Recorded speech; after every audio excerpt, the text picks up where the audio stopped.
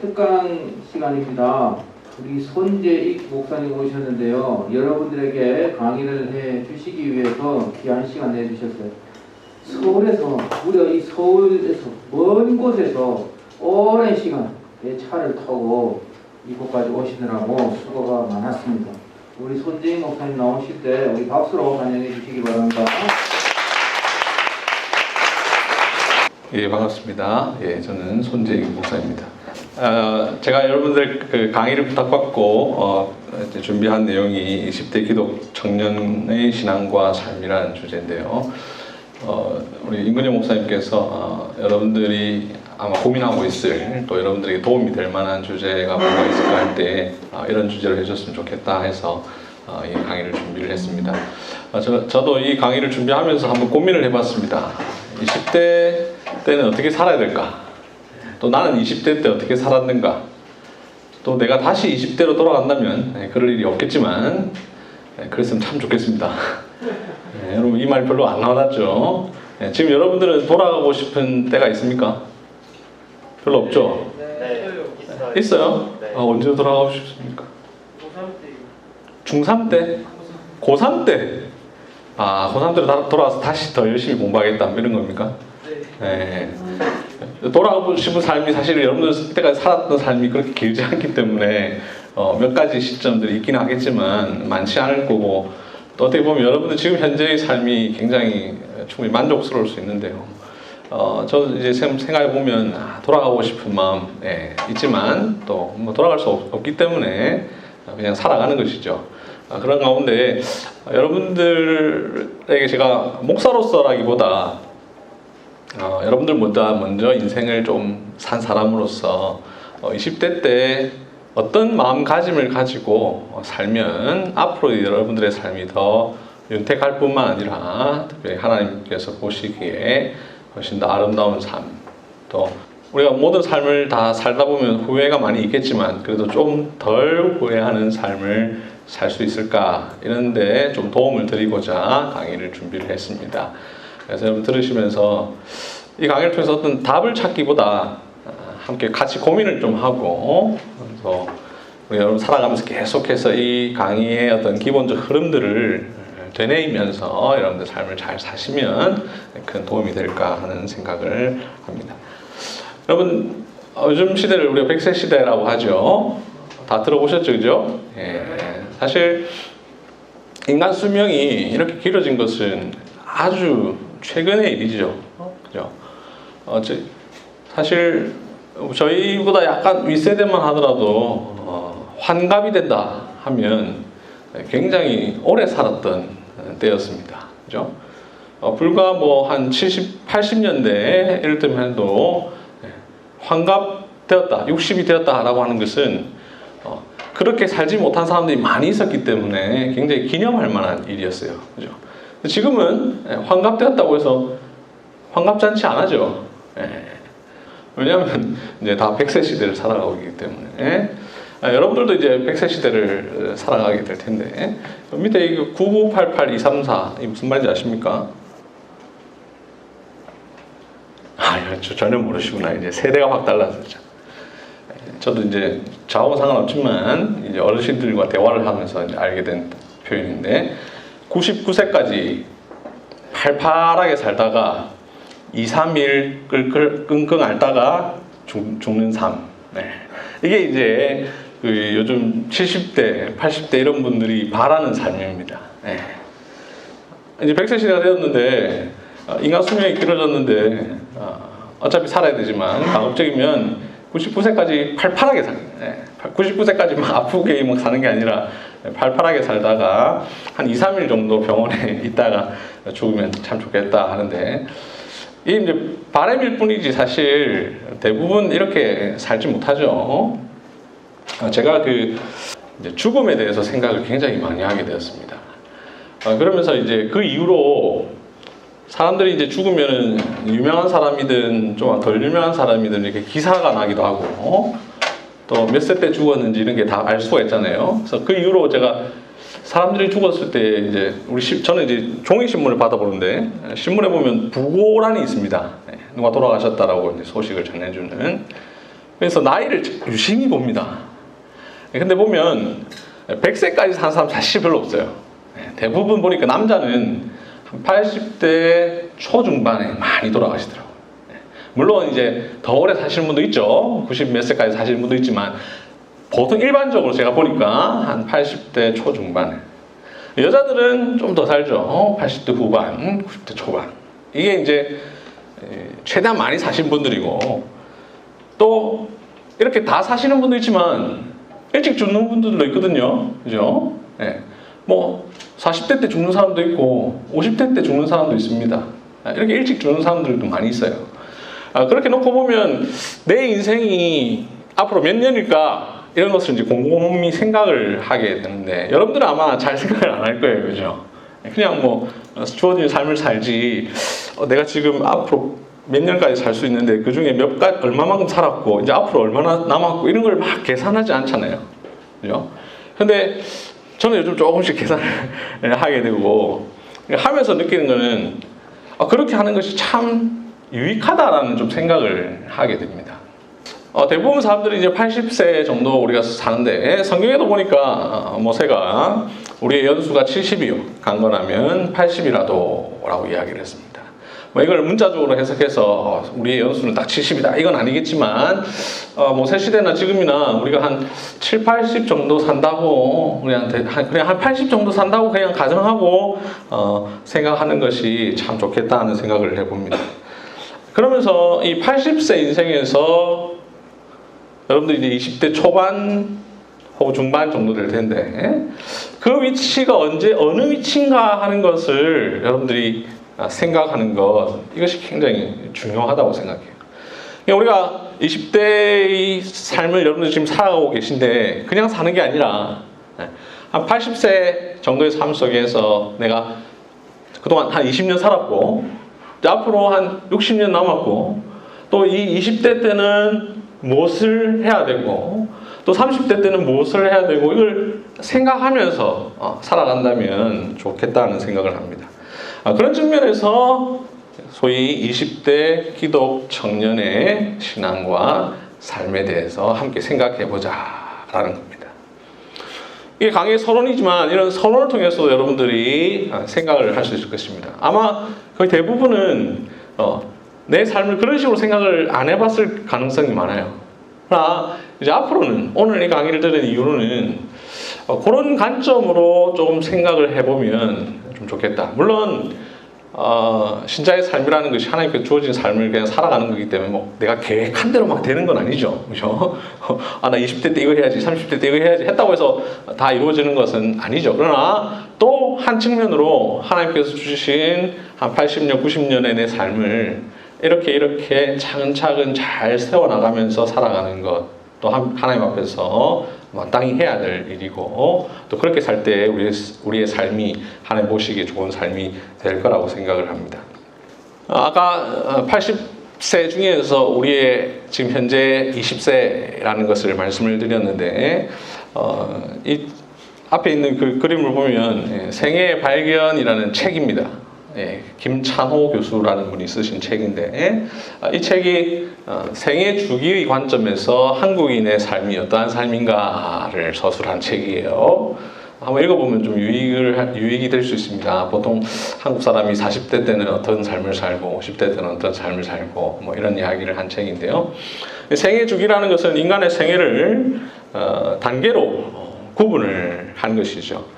이 책에 보면 한국 사람들이 보통 어떤 삶을 쭉 살아가는가를 이야기하는데, 인생을 이렇게 구분합니다. 10대는 사춘기로서 길을 찾고 공부하는 시기다. 20대는 동지를 만나고 일거리를 만드는 시기다. 30대는 생애의 속살을 엿보는 시기다. 정신을 차리고 진짜 자기의 인생을 살기 시작하는 시기다. 이게 되게 와닿지 않습니까? 아직 안 와닿았죠? 지금은 아직 정신을 안 차렸기 때문입니다. 30대 되면 정신을 확 차리게 되는 거예요. 내가 이렇게 살면 안 되겠구나. 근데 이게 30대 때 그렇게 된다는 사실을 지금 깨달으면 여러분들이 지금 깨닫고 정신을 차리고 인생을 제대로 살 수도 있습니다. 30대에 설정된 인생의 지향과 얼개는 그 이후의 삶에 윤곽이 된다. 30대 때 어떻게 살았냐? 이게 이제 그 이유는 거의 결정된다는 거예요. 그럼 10대, 20대 때는 여러분들이 어떻게 살아감으로써 조금씩 바꿔나갈 수 있어요. 그죠? 뭐 20대 때까지 이렇게 살았는데 그 방향을 바꿀 수도 있어요. 30대 좀 지나면 바꾼다는 게 사실상 거의 어려울 수 있다라는 거죠. 그래서 20대 때는 바꿀 수 있으니까 한편으로 또 어떤 의미가 있겠습니까? 실패해도 됩니다. 막 했는데 이게 안 돼도 방향을 수정할 수 있어요. 그죠? 근데 한 30대 좀 지나서 30대까지는 그래도 뭐 가능하다고 볼 수 있는데 40대가 지나면 이제는 방향을 수정한다는 게 굉장히 어려워지죠. 물론 할 수 있어요. 그때도 할 수 있지만 여러 가지 위험 부담이 따르고 또 마음의 부담이 있으니까 아예 시도조차 하기가 어려워질 수 있어요. 그러나 20대, 30대 때는 그래도 나 이거 한번 해보고 싶다. 해볼 수 있죠. 해보고 또 안 되면 다른 건 하면 됩니다. 40대는 성장과 도약의 시기다. 40대는 이제 막 잘 나가야 되는 시기예요. 노년, 그 다음 이제 여기서 얘기한 것 중에 노년은 삶을 정리하고 무를 향한 정진의 시기, 무 없어지는 거. 지나온 생애를 되돌아보면서 그 애환을 음미하고 남은 시간을 침착하게 마무리해야 할 시기. 이렇게 표현을 하고 있습니다. 이 책뿐만 아니라 이제 여러분들 가운데 혹시 심리학과나 아동학과 혹은 사회복지학과 이런 과 혹은 그와 유사한 과에 다니는 분들은 아마 생애 주기라고 해서 그래서 이렇게 분류하는 걸 아마 보신 적이 있을 텐데 제가 한번 찾아봤습니다. 왜냐하면 이런 생애 주기를 앞서 말씀드린 것처럼 아는 것은 굉장히 중요하기 때문이에요. 제가 여러분들에게 해당하는 이 청년기는 좀 이제 색깔을 표시하고 굵게 해두었고 나머지는 이제 좀 흐리게 해두었는데 자 여러분 한번 여러분 삶을 한번 돌이켜 봅시다. 옛날 추억을 떠올려 볼까요? 첫 번째 영유아기 신체와 운동 발달에서 가장 급속한 발달을 보이며 의사소통 수단이 되는 언어를 습득하기 시작하여 발전시키며 인지 기능이 급속도로 발달하면서 기본적인 상호작용을 할 수 있게 된다. 이런 시기였다는 거 기억납니까? 안 나죠? 안 나요. 나는 모르게 그냥 쭉 해오죠. 근데 이 시기는 나는 몰랐지만 우리 부모님이 그 시기가 굉장히 중요하다는 사실을 알고 여러분들이 이 시기에 맞게 잘 될 수 있도록 최대한 노력을 하셨을 거예요. 그죠? 뭐 그렇게 못하신 부모님도 계실 수 있겠지만 대부분 하셨을 거예요. 제가 이제 아이를 낳고 키우면서 굉장히 좋은 것 중, 장점 중에 하나가 뭐냐면 여러분 8살 때 기억 잘 안 나잖아요. 그죠? 물론 한두 가지 사건들은 기억나지만 잘 기억이 안 나거든요. 어릴 때 내가 어떻게 살았는지. 근데 아이를 보면서 내가 저랬겠구나 상상을 할 수 있게 돼요. 우리 아이가 6살, 7살 때 막 그 이쁜 짓 하고 막 열심히 놀고 이런 걸 보면서 나도 저랬겠구나 라는 생각을 하거든요. 그러면서 이제 저는 지금 이제 아이가 8살이니까 이 8살 때는 이래야 된다라는 생각을 막 해요. 이 시기를 놓치면 이 아이가 이걸 못한다라는 생각을 해요. 그 중에 하나가 뭐냐면 사실 의사소통 수단이 되는 언어를 습득하기 시작하며 라는 부분이에요. 제가 살면서 이제 지나니까 느끼는 게 언어라는 것이 굉장히 중요하다. 특히 이제 우리는 보통 영어 수학을 되게 중요하게 생각하는데 사실은 국어가 굉장히 중요하거든요. 그죠? 여러분들 학교 다닐 때 느껴보지만 영어 수학은 한 몇 달 공부하면 됩니다. 물론 해도 안 되는 경우도 있지만 좀 하면 돼요. 그래도 바짝 하면 됩니다. 근데 국어는 해도 안 돼요. 바짝 한다고 되는 게 아니에요. 국어는 굉장히 차곡차곡 쌓아야 돼요. 그리고 그게 나중에 삶의 전체에 굉장히 큰 영향을 줘요. 아마 여러분 아직까지 못 느낄 거예요. 근데 40대, 50대 지나면 이 나의 어휘력 그리고 언어에 대한 이해 이게 삶이 굉장히 바탕이 되는 중요한 거거든요. 저는 이제 제 아이에게 이제 그 부분을 굉장히 이제 도와주려고 노력을 해요.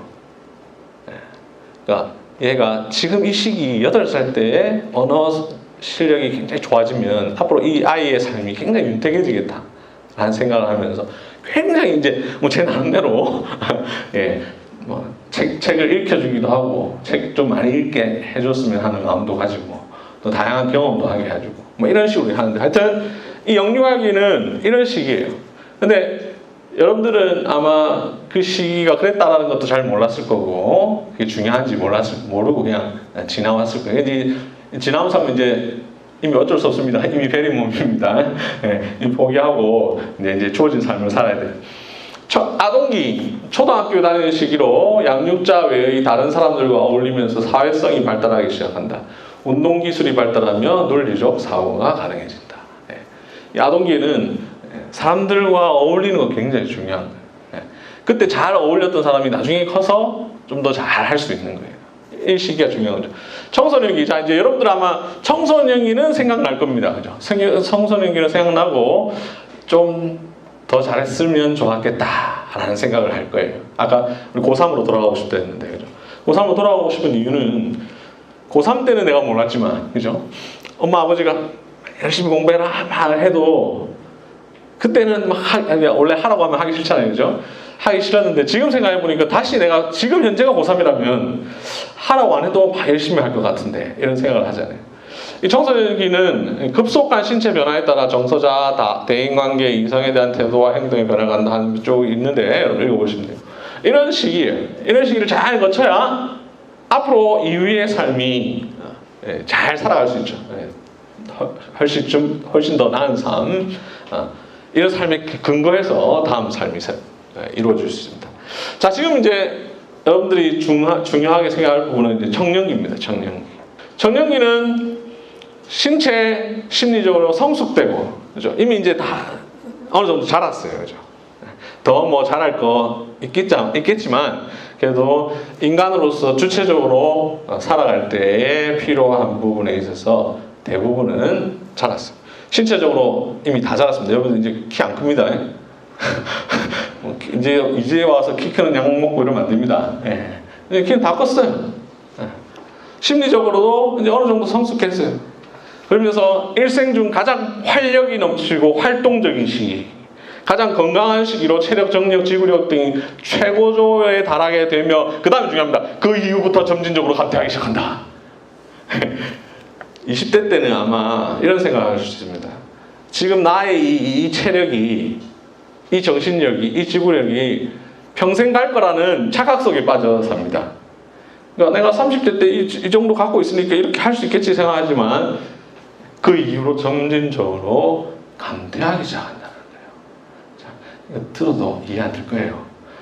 제가 신학대학원을 다닐 때 나이가 28부터 30대였는데 그때 저희 신학대학원 교수님이 그분이 아마 그때는 한 40 중반이었을 것 같아요. 제가 정확한 나이는 모르겠지만 지금은 60 넘으셨는데 아마 40 중반이었을 것 같습니다. 그분께서 이제 저희들한테 했던 이야기 중에 하나가 뭐냐면 지금 열심히 공부하되 1시간씩 꼭 운동을 해라. 그러면서 그 이유를 뭐라고 얘기하셨냐면 나이 40이 넘어가면 체력이 안 돼서 공부하기가 힘들어진다 이 이야기를 하셨어요. 제가 그 이야기를 똑똑하게 듣고 기억을 하고 있었단 말이에요. 저는 그 말을 듣지 않았습니다. 근데 지금 생각해 보니까 좀 할 걸 이런 생각을 하는 거예요. 제가 그 말은 들었어요, 그죠? 들어서 지금까지 기억을 하고 있어요. 근데 그 말 듣고 그대로 실천을 안 한 거죠. 왜냐하면 뭐 설마 40대 때 그렇게 될까 전혀 감이 안 오는 거예요. 근데 웬걸요? 지금은 이제 제가 옛날에는 앉아서 책을 막 3시간, 4시간도 막 읽었는데 지금 체력이 점점 이제 감퇴를 하니까 그 젊을 때에 비해서 점점점 어려워진다는 거죠. 근데 여러분들 20대 때는 그런 생각을 아예 안 하게 돼요. 현재의 나의 체력으로 평생 갈 거라는 생각을 가기 때문에 이것을 아는 것이 굉장히 중요하다는 거죠. 이거 그냥 모르고 그냥 쭉 가는 것과 이걸 알고 가는 게 굉장히 중요하거든요. 그래서 이 20대 때를 여러분들 어떻게 보낼 건가 할 때에 지금 이 시기가 나에게 가장 활동적인 시기라는 점을 생각하면서 여러분들이 이 시기를 어떻게 보낼 건가를 여러분 스스로 생각을 할 수 있다는 거죠. 자, 그다음 여러분 청년기가 여러분들이 지금 해당하는 시기이기 때문에 꼭 알아야 된다고 했는데 그 다음 몰라야 되냐? 아닙니다. 그 다음은 사실 더 많이 알아야 됩니다. 자, 이미 지난 거는 지났기 때문에 좀 몰라도 됩니다. 근데 앞으로 펼쳐질 삶은 앞서 제가 40대 되면 어떻게 될 거다라는 말이 되게 중요했다라는 것처럼 앞으로 여러분들이 어떻게 될 거냐를 생각해 보면 이 20대를 사는 것이 굉장히 중요하다는 거죠. 제일 마지막 노년기를 생각해 보면 신체 능력과 감각, 지각 능력이 쇠퇴하며 의존성이 증가한다. 이러한 변화에 융통성 있게 대처하면서 건강에 주의를 기울여야 된다. 자, 이 노년기 되면 사실은 뭘 할 수 있는 시간이 아니에요. 왜냐하면 이제 몸이 점점 쇠퇴하기 때문에 남에게 의존해야 돼요. 눈도 잘 안 보이고, 귀도 잘 안 들리고, 다리도 좀 불편하고, 그리고 뭔가 새로운 일을 할 수도 없고 이런 시기가 온다는 거죠. 근데 이게 금방 옵니다. 여러분도 지금 20대인데 금방 옵니다. 앞으로 이제 여러분 남은 삶이 얼마나 남은 걸 생각해야 돼요. 이 성년기와 중년기라는 거죠. 그걸 생각하면서 여러분들의 20대를 계획하고 잘 보내야 된다는 겁니다. 성년기, 물론 이 시기를 나이를 언제부터 잡냐 좀 애매한데 직업을 갖게 되고 배우자를 만나게 되고 또 자녀를 갖게 돼서 이런 삶을 살게 됩니다. 이걸 여러분 잘 생각해야 됩니다. 예를 들면 직업을 이제 가져서 살아야 되니까 그러면 그 성년기가 되기 전까지 내가 해야 될 일은 직업을 준비해야 되는 일이잖아요. 그렇죠? 그다음 앞으로 부모가 됩니다. 제 대학교 때 제가 대학교 4학년 때 가정학과에 가가지고 부모 교육이라는 수업을 들었어요. 저는 이제 SFC 할 때 제가 그걸 소강 신청을 했는데 하면서 제가 좀 사람들한테 막 얘기했더니 저와 함께 한 7, 8명이 같이 이 부모 교육이라는 과목을 들었거든요. 제가 부모 교육이라는 과목을 왜 들었냐면 앞으로 내가 부모가 될 거 아닙니까? 이제 대학교 4학년이면 26이니까 이제 얼마 안 남았잖아요. 그래서 제가 부모 교육이라는 과목을 들었어요. 물론 들었다고 해서 그렇게 제가 좋은 부모가 된 건 아니지만 그래도 부모로서 준비를 해야겠구나 라는 생각을 했거든요. 이렇게 앞으로 펼쳐질 삶들을 생각하면서 내 삶을 준비하는 것이 큰 도움이 되죠. 중년기 뭐 여러 가지 좀 있습니다. 자, 여러분들 지금 현재 내 생애 주기가 언제쯤 와 있는가를 생각하는 건 좋습니다. 출생 지났죠. 이제 제 아이입니다. 제 아이다 지금 영유아기 너무 이쁩니다. 진짜 눈에 넣어도 안 아프다는 말이 맞을 정도로 제일 이쁠 때 아동기 말은 안 듣지만 저렇게 막 이쁘게 자라죠. 그다음 쭉 지나오는데 청년기, 성년기 저희 가족 사진이고 마땅한 사진이 없어요. 못 넣는데 노년기 그다음 결국은 다 우리가 죽게 되죠. 이런 생애 주기가 있는데 지금 내가 어디에 있는가를 생각하는 것. 그래서 앞으로 여러분들이 어떻게 살 것인가를 생각하는데 굉장히 도움이 될 겁니다. 제가 아까 제 아이를 키우면서 좋은 점 중에 하나가 이제 내가 어떻게 살았는지 기억 안 나는 부분을 알 수 있다라는 거라고 했잖아요. 내가 아이 키우면서 또 한 가지 이제 그것과 관련해서 깨달은 것 중에 하나가 뭐냐면 인생에서 공부하는 기간이 굉장히 짧구나라는 생각을 했습니다. 우리가 아직 공부를 하진 않거든요. 8살 때 막 공부를 소위 말해서 우리가 생각하는 공부를 하지 않잖아요. 제가 생각을 해보면 초등학교 한 6학년 때까지도 다 공부를 한 것 같지는 않거든요. 그냥 시험 전날 저희 때는 이제 어릴 때 전과라는 게 있었으니까 그 전과 한번 쫙 읽어가지고 그냥 시험 쳤지. 공부를 막 하지는 않았어요. 중학교 때 하긴 했지만 그렇게 열심히 한 것 같지도 않아. 적절하게 하고 이렇게 했던 것 같은데 그렇게 치면 실제로 제가 평생 살면서 공부를 제대로 막 한 기간이 한 4, 5년밖에 안 되는 거예요. 넉넉 잡아서 짧게 잡으면 한 3, 4년밖에 안 되는 거예요. 그걸 생각하면서 제가 무슨 진짜 열심히 할 걸 이런 생각이 들더라고요. 과거를 이제 지나와서 생각하게 되고 아이를 통해서 생각하게 되는 건데 그러면서 이제 이 강의를 또 준비하면서 느낀 게 뭐냐면 태어나서 한 10년 이상까지는, 10년 조금 넘게까지는 매우 중요한 기간인 것은 사실이지만 나중에 나이가 자라서 좀 생각을 해보면 별로 기억나지 않는 기간이죠. 그리고 거의 대부분 노는 기간입니다. 그리고 마지막 한 10년, 80세를 산다고 볼 때에 마지막 한 10년은 역시 뭘 할 수 있는 기간이 아니에요. 은퇴하고 내 삶을 정리하는 기간이고, 좀 더 심하게 말하면 죽기 전 5년은 몸이 아파가지고 뭘 할 수 있는 기간이 아니에요. 아예 진짜 하기 어려운 거예요. 물론 뭐 건강하신 분들도 계시지만 그냥 우리 일반적으로 생각해 볼 때 죽기 5년 뭐 혹은 10년은 뭔가 특별한 활동을 하기가 쉽지 않은 기간. 그러면 80년에서 죽기 전 10년, 태어나서 10년 빼면 제대로 활동하는 기간은 60년밖에 안 되는 거예요. 그 60년도 일부는 준비 기간이에요. 제대로 되는 삶을 준비하는 기간이에요. 여러분들 물론 지금 20세도 굉장히 그 자체로 소중한 시대고 뭔가를 하는 시대지만 인생을 놓고 보면 준비하는 기간이잖아요. 그죠? 어떻게 보면. 그 준비하는 기간 또 빼면 실제로 내가 삶을 살아낸다 하는 측면은 굉장히 짧다. 이걸 의식하면서 살아간다면 여러분들의 20대가 어떠해야 될까를 생각하게 되는 거죠. 지금 여기서 제일 고개를 많이 끄덕끄덕 하시는 분이 우리 부장 집사님. 당연한 거예요. 당연한 거. 와닿거든. 이 생애를 지금 이제 40대쯤 돼 40대 초반이시니까 이제 생각을 하게 되잖아요. 이 생애 주기를 쭉 이야기했습니다만은 저는 이제 여러분들에게 앞으로 주로 이제 내가 또래와 많이 어울려 지내게 되는데 나보다 좀 앞에 한 10년 혹은 20년 이렇게 사신 분들에게 그때의 심정을 한번 물어보는 것 유익하다고 생각을 하는데, 제가 몇 년 전에 제 대학 선배 중에 이제 나이가 50이 조금 넘은 분이 있어요. 그분에게 이제 제가 물었어요. 형님 50대였을 때 기분이 어땠습니까? 네, 물었어요.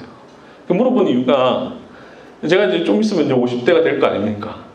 근데 예상은 되죠. 50대는 어떨 거다라는 예상은 되지만 내가 경험 안 했기 때문에 모르거든요. 그래서 물어본 거예요.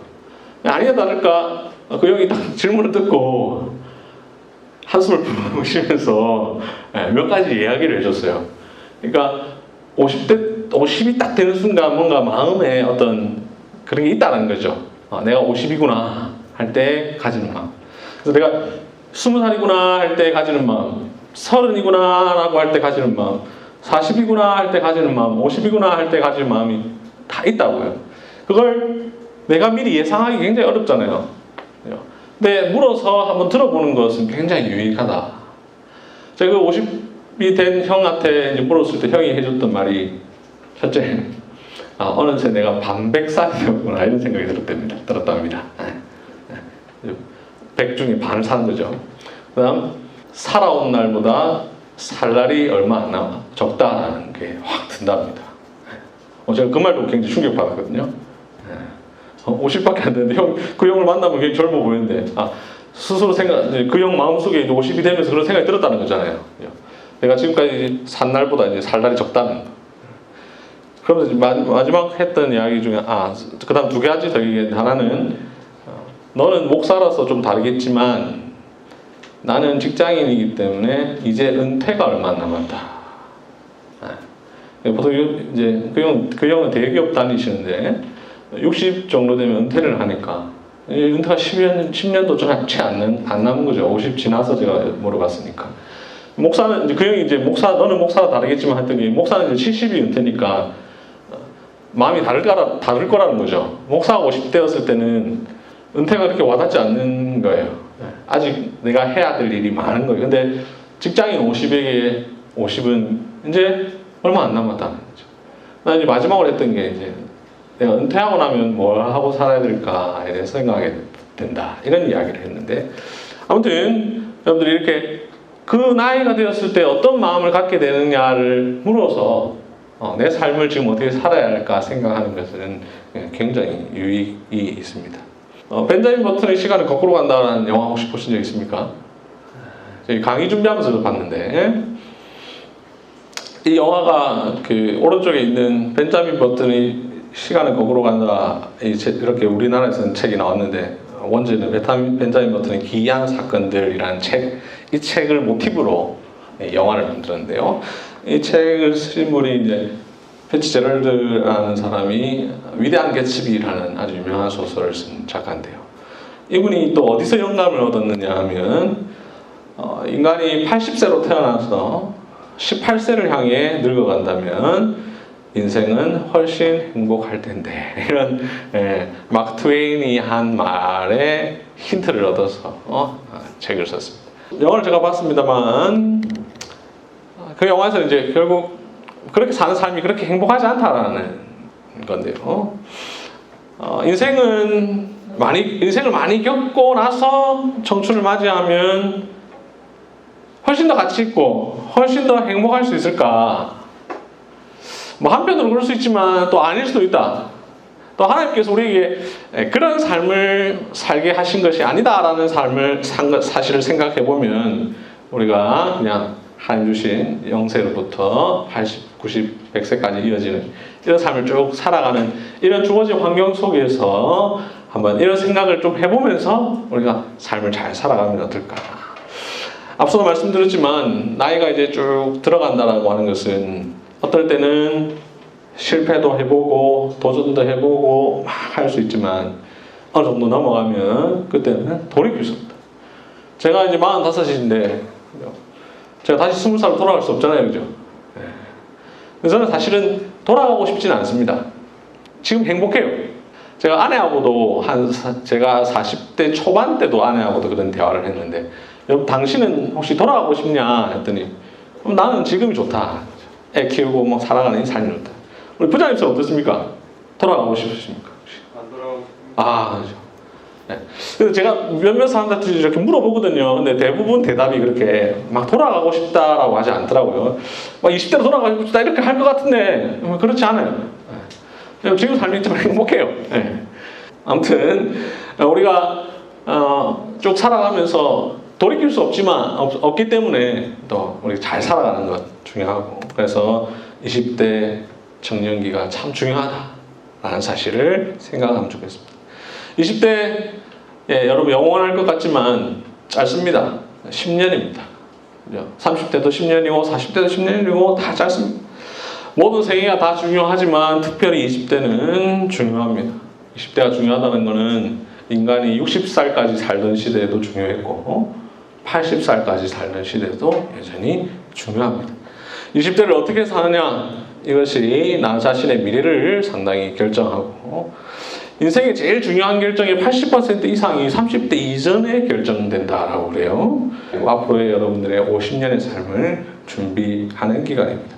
30대 되면 하면 되지 이런 생각을 할 수 있어요. 근데 여러분 점점 더 멀어져 간다. 머물러 있는 청춘인 줄 알았는데 30대가 되면 이런 마음이 듭니다. 제가 신학대학원 가기 직전에 잠시 직장 생활을 했는데 제 앞에 앉아있던 30 딱 바라보기 전 된 직장 동료가 늘 이 노래를 들었어. 이 노래 들으면서 이제 얼마 안 남았다. 나중에 하면 되지 하지만 이런 마음이 듭니다. 나이 서른에 우리 어디에 있을까? 어느 곳에 어떤 얼굴로 서 있을까? 여러분들 20대를 내가 30대에 어떻게 됐을까 생각하면서 살아가면 참 좋겠습니다. 여러분들 지금은 늙는다는 생각을 별로 안 할 거예요. 근데 30대 한 후반쯤 저의 경우에는 30대 후반쯤 되니까 이제 늙구나를 생각하게 되더라고요. 그러면서 아까 제가 말씀드린 그 생애 주기에 있어서 앞으로 이렇고 앞으로 저렇고 이게 그때부터 저는 생각을 좀 하게 됐는데 그전에는 막 앞으로 내가 10년 뒤에는 어떨 거고 이런 막 생각을 하진 않았어요. 근데 30 후반부터는 늙어가구나 라는 생각을 하면서 앞으로의 삶에 대해서 생각을 하게 됐는데 여러분들이 생각을 하는 것이 중요하고 20대는 건강한 사회적 대비를 하기 위한 마지막 준비 단계다라는 생각을 하시고 10대도 그런 기간이지만 그때는 자발적으로 한 기간이 아니라 부모님이나 혹은 교사의 도움과 지도에 따른 것이었다면 20대는 스스로 준비하는 기간이라는 것입니다. 청년기 우리가 아까 생애 주기를 봤는데 그 생애 주기에 맞게 발달 과업이라는 것이 있습니다. 그 시기에 꼭 해야 될 일들. 그러니까 간단하게 생각하면 성인이 되기 위해서 준비를 해야 되겠죠. 취업 준비를 해야 되고 취업을 해야 되고 뭐 연애도 하고 결혼도 준비하고 부모님으로부터 독립을 해야 합니다. 그런데 우리는 그렇게 살아가지만 또 어떻게 살 것인가에 대해서 잘 생각하지 못하는데 그런 측면에서 오늘 우리가 이 주제를 다루고 있는 것입니다. 자, 지금까지 제가 거의 어떤 일반적 삶에 대해서 이야기를 했어요. 근데 그게 이제 주제라면 오늘 강의에서 20대 청년의 삶이었겠죠. 근데 오늘 우리가 하는 내용은 20대 기독 청년의 삶이잖아요. 전반적으로 20대의 삶이 어때야 되는가는 여러분들이 기독교인이든 아니든 상관없이 다 공통적인 건데 이제 우리는 기독교인이잖아요. 그죠? 예. 기독 청년이잖아요. 이 기독 청년이 20대 기독 청년이 어떻게 신앙을 또 앞으로 생애 주기와 관련해서 생각해야 되느냐 이걸 또 좀 생각해 볼 텐데 근데 먼저 우리가 전제해야 할 것은 세상을 따라갈 것이냐 아니면 세상을 거스를 것이냐 하는 겁니다. 우리 여러분들의 기독 청년의 삶이 그냥 20대 청년의 삶일 것이냐 아니면 20대 기독 청년의 신앙과 삶일 것이냐 이걸 생각해 봐야 된다는 겁니다. 본격적으로 고민해 봐야 되는데 제가 강의를 준비하면서 이런 영상을 봤는데요. 기독 청년 40% 이상이 성경대로 살면 사회에서 성공할 수 없다고 생각하는 것으로 나타났습니다. 실천신학대학원대학교 21세기 교회연구소와 한국교회탐구센터가 20, 30대 기독 청년 700명을 대상으로 사회와 신앙, 교회 인식을 조사했습니다. 특히 40.4%는 성경 말씀을 지키며 살면 사회에서 성공할 수 없다고 답했고 61.7%는 자신의 주변에 성경대로 사는 사람이 별로 없다고 답해 성경적 가르침과 현실의 괴리를 크게 느끼고 있는 것으로 나타났습니다. 여러분들은 어떻습니까? 여기 좀 여러분도 그렇게 생각합니까? 이 설문조사를 해서 결과로 드러난 건데 여러분들도 정말 성경 말씀 지키며 살면 사회에서 성공할 수 없다라고 생각하십니까? 다들 설령 이렇게 생각하더라도 그게 진짜 현실이라 하더라도 우리가 이렇게 살면 안 되겠죠, 그죠? 그러니까 이렇게 이렇게 성경 말씀을 안 지키고 살아야겠다 이런 마음을 가지면 안 되겠잖아요, 그죠? 우리가 전제해야 될 것은 바로 이겁니다. 우리가 보통 이 설문조사에서 나온 것처럼 대부분 사람들이 말씀대로 사는 것이 오히려 내 삶에 별로 좋지 않다라고 생각하는 시대에 20대 기독 청년으로서 앞으로 나의 삶이 어떻게 살 것이냐 할 때 성경 말씀을 지키면서 살아야 된다라는 생각을 가져야 된다는 것이죠. 하나님 말씀에 너는 청년일 때 너의 창조주를 기억하라 라고 말씀을 했습니다. 우리가 청년일 때 앞으로 내 삶이 어떤 삶이 될 것이냐 여러분들 저 뒤에 보면 벽돌로 쌓으면서 벽돌의 글자를 보니까 다 좋은 말이더라고요. 그죠? 나보다 하나님 중심 되고 신앙생활 잘하고 이렇게 쭉 돼 있던데 이게 우리의 삶이 되어야 되겠죠. 정말로 현실이 그렇다 하더라도 우리 하나님 말씀 있는 거에서 하나님께서 원하시는 삶을 살려고 해야 될 것입니다. 그래서 정말로 기독 청년의 신앙과 삶이 되어야 되겠죠. 자, 그렇다면 어떻게 해야 될까? 보통 이거는 우리가 일반 세상에서 흔히 하는 말입니다. 아프리카 청춘이다. 모험을 즐겨라. 자신의 잠재력을 찾으라. 고생을 두려워하지 말라. 자신감을 가져라. 이런 말들 다 할 수 있는 이야기죠. 제가 이런 이야기하면 이제 꼰대가 되겠죠. 근데 이것도 참 필요한 말인데요. 아까 우리가 그 일반적인 생애 주기를 살펴봤는데 저는 이 신앙의 생애 주기를 한번 여러분들이 생각하는 것이 필요하겠다. 그래서 20대 때의 나의 신앙 어때야 될까 생각해야 되겠다. 이걸 말씀을 드리고 싶은데요. 자, 여러분 신앙과 관련해서 쭉 생애 주기를 보면 영유아기는 대부분 마찬가지인데 태어나 보니까 나도 모르게 교회를 다니고 있습니다. 내 의지와 상관없이 세례까지 받았습니다. 유아 세례. 그냥 부모님 따라서 교회를 다닙니다. 율동 열심히 배우고 사도신경 주기도문도 암송하고 성경의 아주 초보적인 줄거리를 배우죠. 다윗이 골리앗과 싸웠어요. 다윗이 골리앗 죽였다. 이거는 그냥 성경의 스토리잖아요, 그죠? 스토리. 어릴 때는 그냥 스토리만 배웁니다. 줄거리를 배워요. 그러니까 영적 어떤 교훈, 어떤 신학적 의미 이것들을 막 배우는 게 아니라 그냥 그걸 배우는 거예요. 근데 왜냐하면 그 시기에는 그거 하는 시기예요. 어릴 때는 성경의 줄거리를 막 배우는 시기예요. 아동기. 아동기는 이제 그 영유아기와 비교해 보면 성경의 초보적인 줄거리 약간 넘어서 핵심적인 거 다 배워요. 근데 여전히 사실은 줄거리를 배워요. 거의 줄거리를 배우고 거기다 조금 덧입혀서 교훈적인 것들을 배웁니다. 그렇다고 성경을 잘 아는 건 아니에요. 그냥 스토리를 알고. 기도하는 법도 배웁니다. 그렇다고 스스로 하는 건 아니고 부모님이나 선생님이 하라고 하니까 신랑에 따라. 자, 이때까지는 이제 사실은 그러면 아까 우리가 인생 전체를 놓고 보면 앞에 10년은 거의 그냥 뭐 노는 기간이었죠.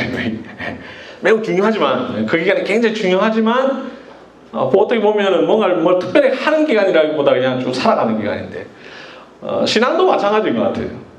아동기까지는 뭐 걔네들이 뭐 교회 봉사를 합니까? 아무것도 안 하잖아요, 그죠? 교회만 열심히 다니는데 그냥 따라다니면서 여러분들이 그렇게 보내왔고 청소년기는 이제 막 반항하는 시기니까 이제 교회 가기 싫어지죠. 교회 많은 사람도 많이 있지만 일반적으로 제가 그냥 좀 한번 서술을 해봤는데 교회 가기가 막 싫어지고 교회 친구들과 노는 게 좋아서 교회를 갈 뿐이고 또 이제 내적인 갈등을 맞아 믿는 부모님이라고 하는데 부모님이 교회에서는 막 거룩한 척 막 반갑습니다 샬롬 집에 와서는 막 욕하고 막 뭐라고 막 저 기도도 좀 잘하고 막 이 모습 보면서 내적 갈등을 하게 되죠.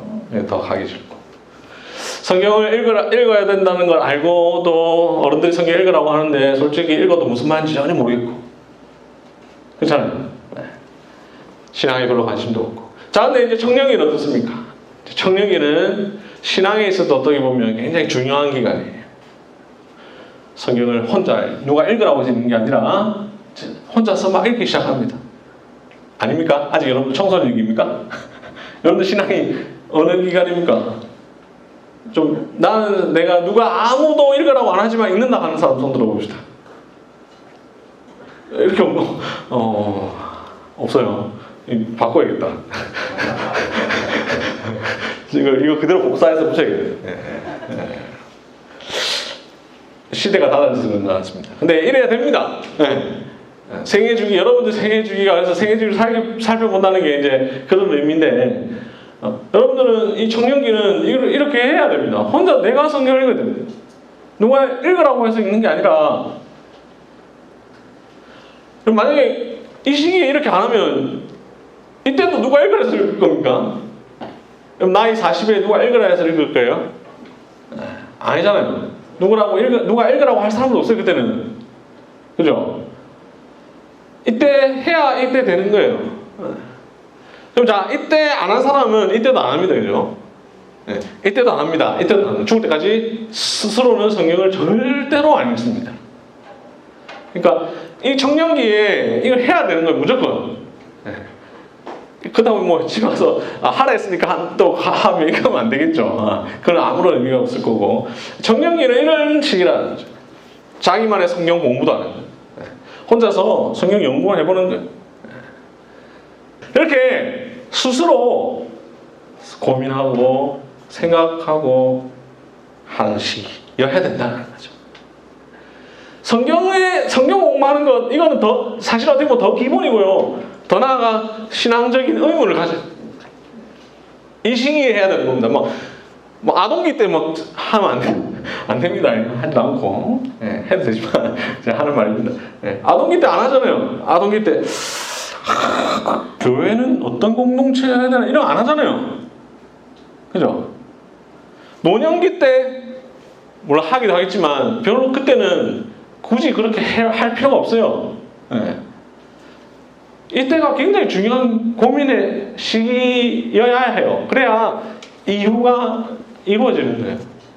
신앙적인 의문을 가지고 또 이 의문을 갖다 보면 신앙 서적도 있는 거예요. 자, 그럼 스스로 성경책도 안 읽는다고 하는 대답하신 여러분들에게 신앙 서적도 읽어야 된다. 이게 참 무슨 의미가 있나 이런 생각이 드는데 그래도 이제 말씀드립니다. 청년기 때 신앙 서적도 읽어야 돼요. 이때 안 읽으면 안 읽습니다. 제가 아까 좀 시간이 지나면 힘들다 했죠. 체력이 떨어진다 했잖아요. 그죠? 제가 신학대학 교수님이 40대 넘어가면 책 읽는 게 어렵다. 청년 때 그래도 읽었던 사람이 40대가 넘어서 힘이 좀 들어도 읽겠죠. 그죠? 힘이 든다기 막 이 정도는 아니니까 젊은 때에 비해서 조금 힘들다는 거니까 읽습니다. 근데 한 번도 안 읽던 사람이 성경도 안 읽고 뭐 신앙서적 다 안 읽던 사람이 40대 돼가지고 이제 체력이 좀 옛날만큼 안 되는데 그때 막 처음부터 읽겠어요? 안 읽는다는 거죠. 나중에 또 말씀드리겠습니다만 책을 읽는다고 하는 것, 독서라는 것은 이게 습관이 있어야만 가능한 일이니까 성경책을 어릴 때부터 읽으라고 하는 이유도 사실은 습관을 형성하라는 측면이 있거든요. 아무튼 신앙 서적도 읽고 신학적인 대화도 하고 친구들과 또 토론도 하고 이런 시기라는 거죠. 때로는 하나님의 존재를 의심할 수 있습니다. 저는 의심할 수도 있다고 생각합니다. 우리가 신앙이라는 것이 막 맨날 막 이렇게 막 아주 높은 경지에서 계속 가면 참 좋겠지만 뭐 사람이라는 게 그렇지 않거든요. 신앙의 갈등도 있고 침체기도 있고 또 그러다가 다시 또 올라가기도 하고 이런 여러 가지 과정들을 거치게 되는데 뭐 그렇게 할 수도 있는 시기라는 신앙의 회의도 들고 뭐 이런 경험들을 하고 자 그럼 성령기가 되면 어떻게 되느냐 나와있지만 직장생활과 가정생활로 인해 바빠서 성경 읽을 시간, 기도할 시간도 없다. 예배 시간에 졸지 않으면 다행이다. 그래도 지금까지 습관에 따라 신앙생활을 한다. 그러면 이제 취업을 하고 결혼을 하고 아이를 낳고 시간이 없습니다. 안 그래요? 그죠? 직장 다니는데 언제 집에 와서 막 성경책 읽고 뭐 신앙적인 고민을 하고 이런 시간이 있겠습니까? 없어요. 피곤하기 때문에 자야 돼요. 또 결혼해서 직장생활 하고 나면 애도 봐야 되죠. 힘들어서 할 수가 없어요. 뭐 예배 시간 졸지 않으면 다행이에요. 뭐 물론 안 좋은 사람 훨씬 많지만 제가 좀 약간 극단적으로 표현을 했는데 그래도 신앙생활을 계속 버틸 수 있는 이유는 지금까지 습관에 따라 신앙생활을 어느 정도 하는 거예요.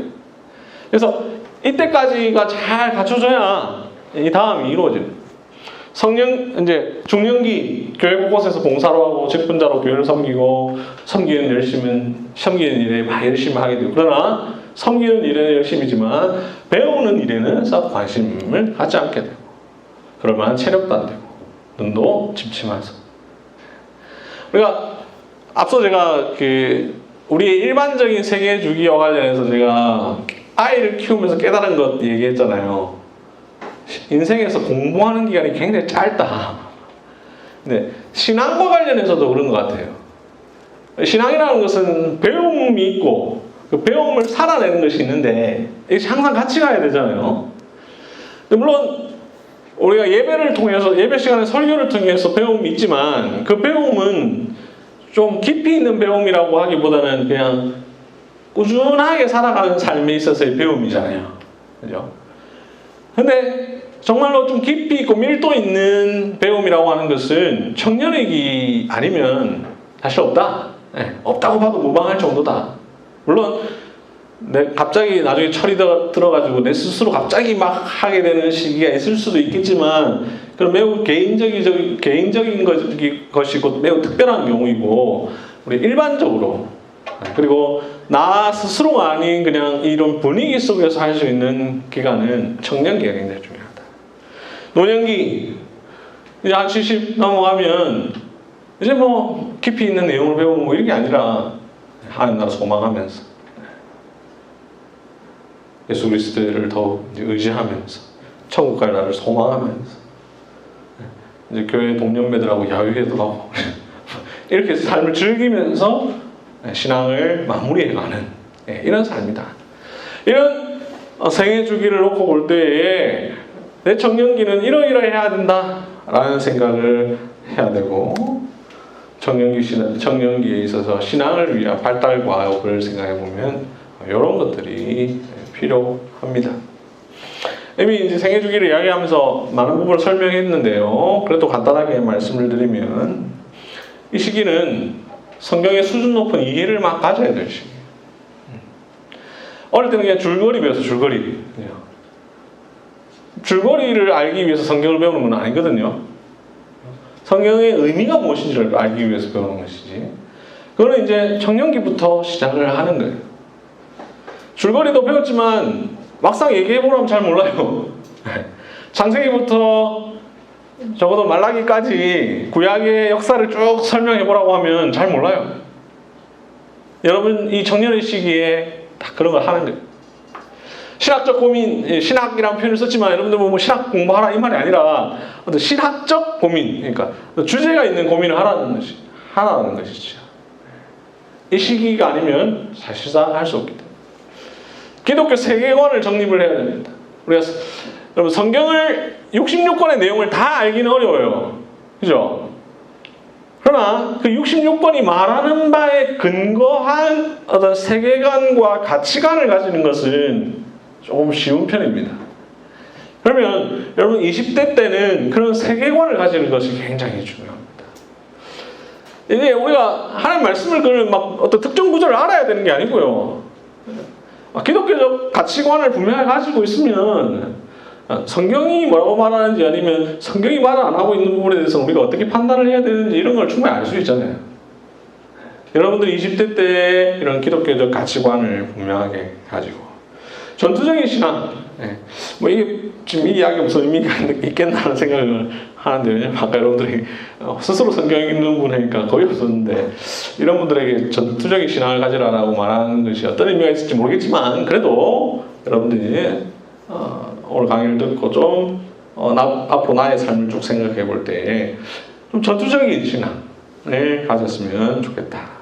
네, 앞서 말씀드렸습니다. 이 시기가 아니면 할 수 없습니다. 토론하는 신앙, 고민하는 신앙, 약간 딴지도 걸어보는 신앙, 그러면서 열심히 하는 신앙을 가졌으면 좋겠습니다.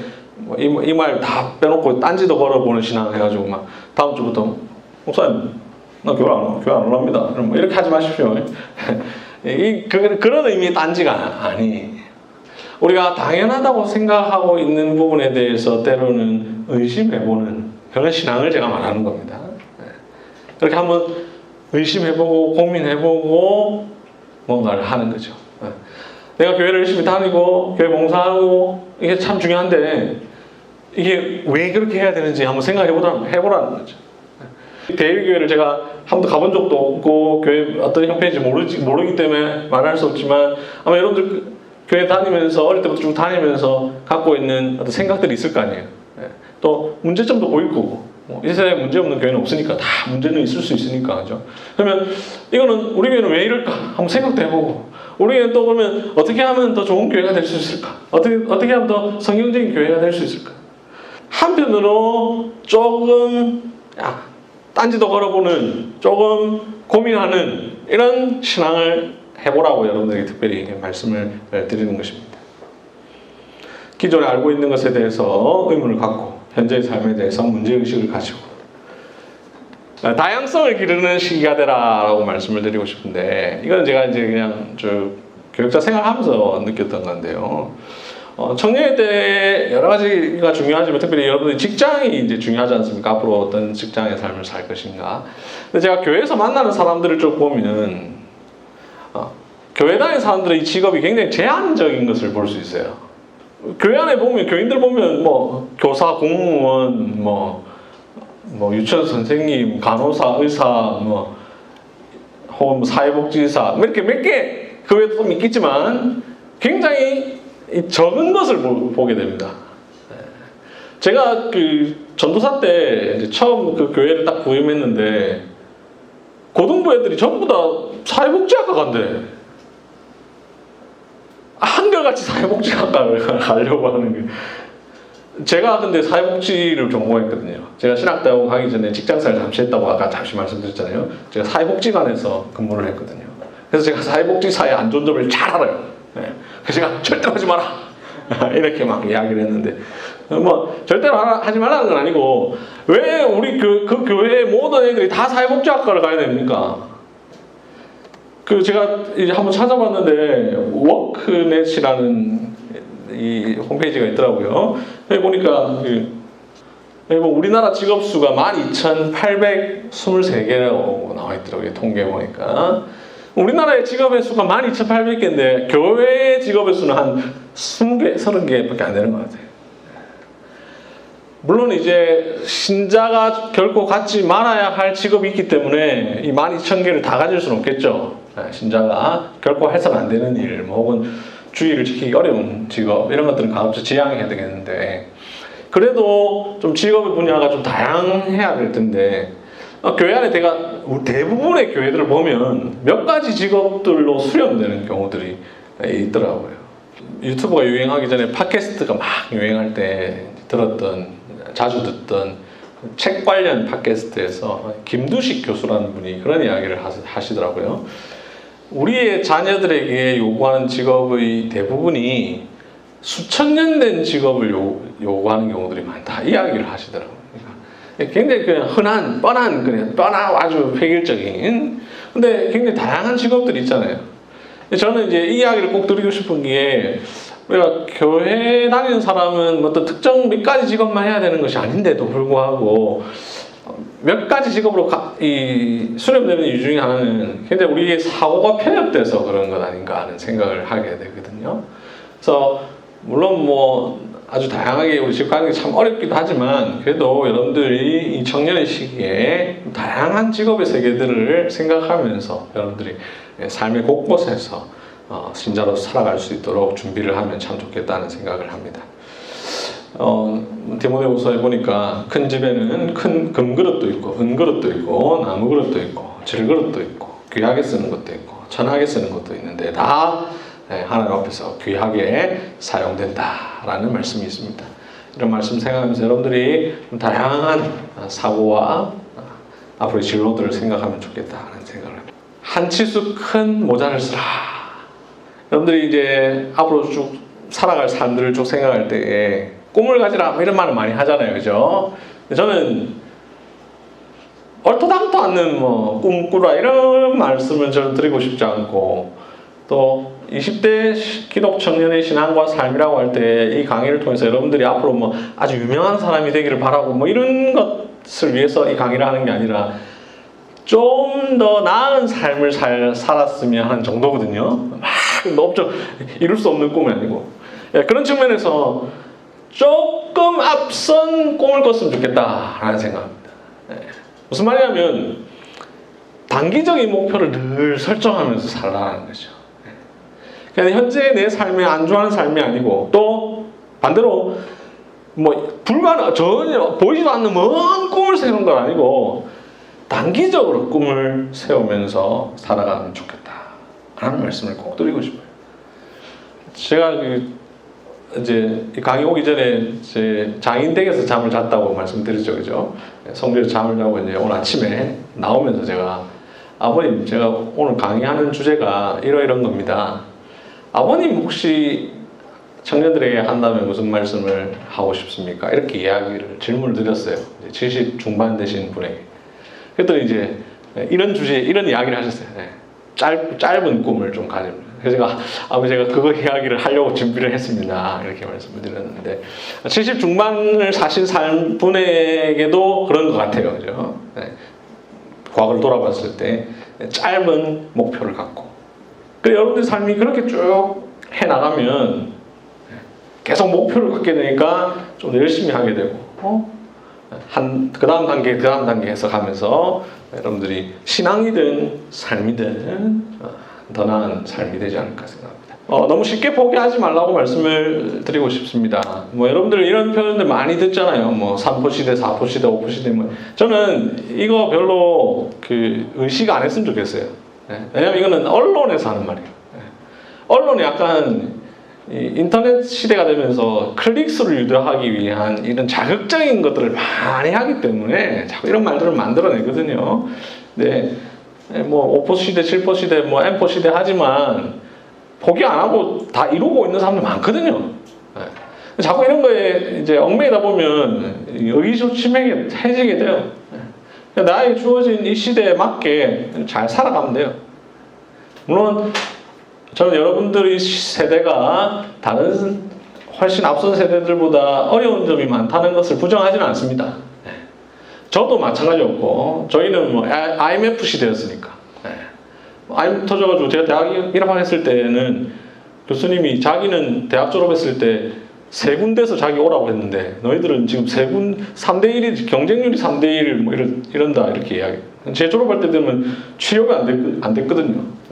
뭐 그런 시대에 살았지만 다 그래도 나중에 했어. 다 결국 다 하고 살아가더라고. 여러분도 엠포 시대 뭐 이런 말 들어도 뭐 일본에는 이제 아예 절망의 나라의 행복한 젊은이들 해가지고 완전히 이제 포기한 시대가 왔는데 그렇게 하지 말고 그냥 여러분들이 각자 또 하나님께서 여러분들을 앞으로 이끌어 가실 거기 때문에 잘 살면 좋겠습니다. 아나톨 프랑스라는 사람이 내가 만약 신이었다면 나는 청춘을 인생의 끝에 두었을 것이다 라고 했는데 안타깝게도 하나님은 그렇게 하지 않으셨습니다. 우리에게 중간보다 약간 앞에 두셨습니다. 그건 다 하나님께서 생각하신 이유가 있지 않을까 싶고요. 중국의 유명한 시인이 청춘은 다시 오지 않고 하루의 새벽은 2번 있지 않다. 때를 놓치지 말고 열심히 노력하라. 세월은 사람을 기다려주지 않는다 라고 했습니다. 그런데 삶이 비극인 것은 우리가 너무 일찍 늙고 너무 늦게 처리된다는 점이죠. 그래도 이런 강의를 통해서 여러분들이 인생이 너무 늦었거나 혹은 너무 이른 나이는 없다라는 생각을 하면서 여러분들의 이 멋진 20대 너무 멋지지 않습니까? 20대 이 멋진 20대를 잘 살면 좋겠습니다. 젊음은 젊은이에게 주기에 너무 아깝다. 이 목사님 왜 웃습니까? 와닿습니까? 제가 이 말이 그 아프리카 청춘이다라는 책에 인용되어서 유명해진 글귀인데 조지 버나드 쇼라는 사람이 한 말이죠. 그 말을 제가 이 말을 한 30대 후반에 들었지 싶은데 정말 와닿았습니다. 젊음을 젊은이에게 주기에 너무 아깝다. 저 여러분 젊음을 저한테 주면 좋겠습니다. 저한테 좀 주면 안 될까요? 너무 아까워요. 여러분들이 갖고 있기에는 그 소중한 걸 여러분들이 갖고 있다니. 저한테 좀 정말 잘 살 텐데. 이건 내가 돌아가고 싶다 이거하고 좀 다른 개념이에요. 지금 현재 나에게 여러분들의 젊음이 있다면, 나의 60대에 여러분의 젊음이 있다면 없죠. 불가능하죠. 이 말이 저에게 30대 후반에 와닿았던 것은 아마 오늘 강의에서 말한 대로 저도 그렇게 살지 못했기 때문이고 또한 누군가 저에게 이렇게 살아라 라고 말해주지 않았고 가르쳐주지 않았기 때문이다라는 생각을 합니다. 청년일 때 얼마나 좋습니까? 청년이 만약 인생의 끝에 있다면 그것은 청춘이 아닐 것입니다. 청춘을 청춘이 아닌 다른 사람에게 누구든지 줄 수 있다면 그것 역시 청춘이 아닐 것입니다. 인생의 초창기에 딱 한 번 주어지는 청춘. 아이에게도 줄 수 없고 어르신에게도 줄 수 없는 이 청춘. 이 청춘을 여러분들 마음껏 또 즐기고 잘 살아가시기를 바랍니다. 조지 버나드 쇼가 묘비에 이런 말 남겼죠. 우물쭈물하다 이럴 줄 알았다. 아마 이 세상을 살다가 모든 사람들이 그랬듯이 인생의 한창 때를 지나고 나서야 소중한 시절을 뒤늦게 후회하게 될 것입니다. 어쩌면 이게 인생일 수도 있습니다. 그러나 후회하더라도 후회하지 않도록, 후회하지 않더라도 후회하도록 그런 삶을 잘 살아 봅시다. 잘 들어주셔서 감사합니다. 기도하겠습니다. 예수님의 이름으로 기도합니다. 아멘. 감사합니다.